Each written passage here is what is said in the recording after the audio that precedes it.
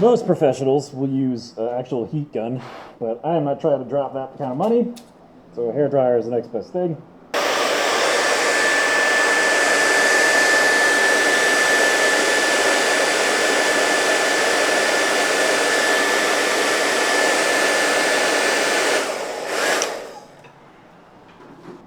Basically, heat breaks the surface tension, which helps release the bubbles inside. Again, bubbles are your enemy. You don't want bubbles in your dice. Or else, it'll turn out like this one, which is, you can see all the weird splotches in there. It's not supposed to look like that. I'm a big nerd. If all of this wasn't obvious, my shirt, I'm making my own custom dice, I own a 3D printer. I wasn't this nerdy before I met you, actually. You were always pretty nerdy. I was pretty nerdy, but I never played D&D. I never thought about dice. Never thought about any of this. But we started playing D&D together through a friend of ours. And yeah, I kept at it. It's a lot of fun. For a while there, I was getting paid to run games for people, which is pretty sweet, but it's very time consuming. So I figured the next best thing would be doing this. And now, just mix them together. And I gotta do this for, probably like 7 minutes. Oh my god. Yeah, it's 7 minutes. 7 minutes of mixing, because you really want to make sure that it's mixed properly.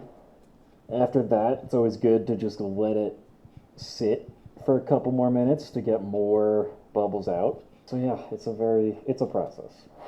It is definitely a process. Just to show all the trial and error of how long it's taken me to do this. This entire thing is full of failed 3D printed dice attempts. There's a lot in there. And it took me going through all of these to realize that I could just print out these tiny little pieces and save myself a ton of time and money. That's all part of the learning curve. But there's some sweet stuff that I've printed. It's a lightsaber. It's Kanan Jarrus's. I just didn't fully put it together because I want to print it, or paint it, rather. Yeah. So I want to paint it first before I put the rest of the pieces on. But 3D printed lightsabers, giant dice. I got BD-1 from a Star Wars video game. Don't worry about it. This printed for my girlfriend because she loves the spooky seasons, and it's a little ghost flipping you the bird. And it's translucent too, so you can do better than that, but you get the idea. It glows. A tankard that this is all 3D printed, which is pretty crazy. I don't know, the design is pretty nuts. I didn't come up with this design, it's online, but it started from nothing and then it comes off the thing like that. And basically for when you're playing D&D, you put your beer of choice or what have you in there, and then, oh right, well, that was supposed to work better, but this isn't the right size dice. It feels like a weird, school show and tell of, the crap that I've made. This is my design, so don't copy it. So yeah, you pop it open. It looks like, it's supposed to look like a book. Pop it open, inside you got all your dice, all the little places to keep them, and then you got your little area in the center to roll them, and you do it all. Instead of having to worry about all your little crap when you're going, you can just take a big book with you with all your dice and everything that you need. It's a prototype, don't steal my design. I'll sue you. Just kidding, I don't know how to do that.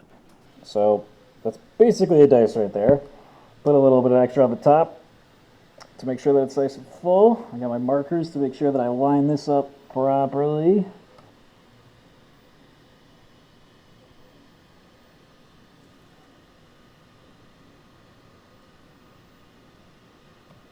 Press it down firm just to make sure that if there's any air bubbles that got caught in there in the process, that they get forced out.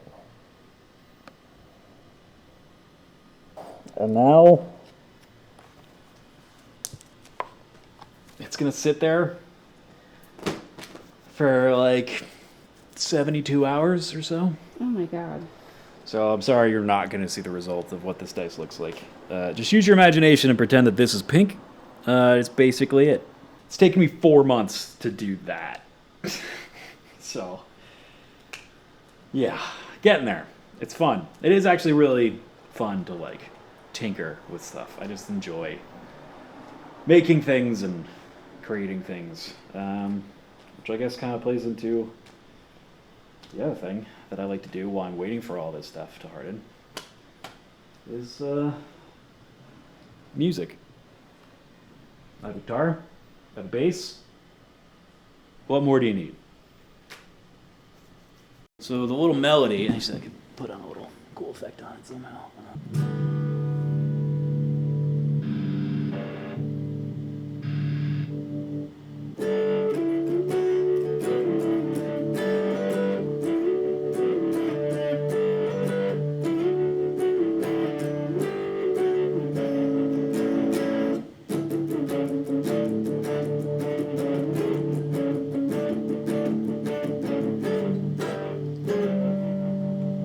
That's not right.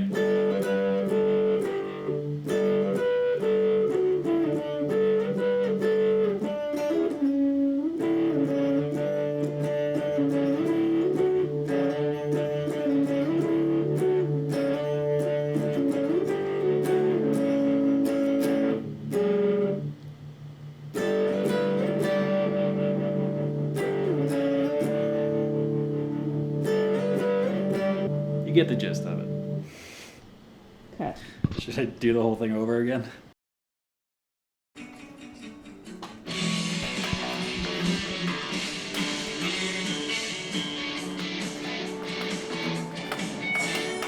There we go. It's coming back to me.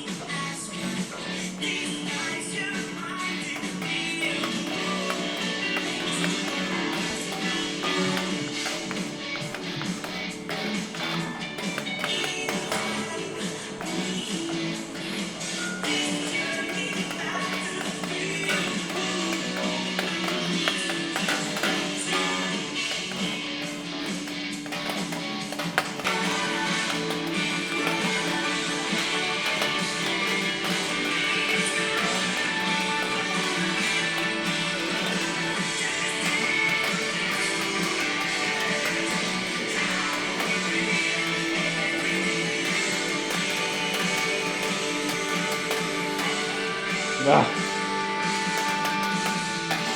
Botched it. Good thing about the bass is no one can tell if I do it wrong.